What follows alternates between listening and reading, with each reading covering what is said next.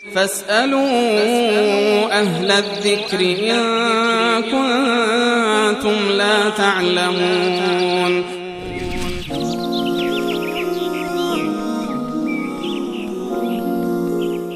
بیننده عزیزی 4 شماره اخیرشون 7294 نوشتن که در عادت ماهیانه بعد از اتمام عادت ماهیانه آیا قرض نماز واجب است یا نه؟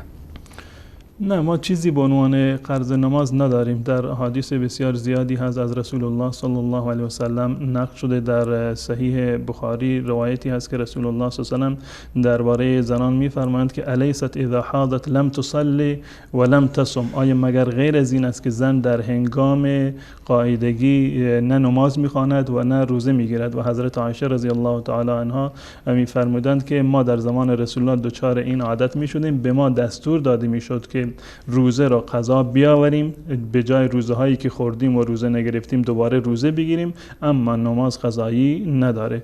در میان تمام مذاهب اهل سنت و الجماعت و بقیه مذاهب حتی این یک امر متفق علیه است که برای زن در حالت ماهیانش قضایی بر نمازهایی که نخونده وجود نداره، نه نیازی به ناراحتی و افسردگی هست و نه کفاری داره و نه قضایی.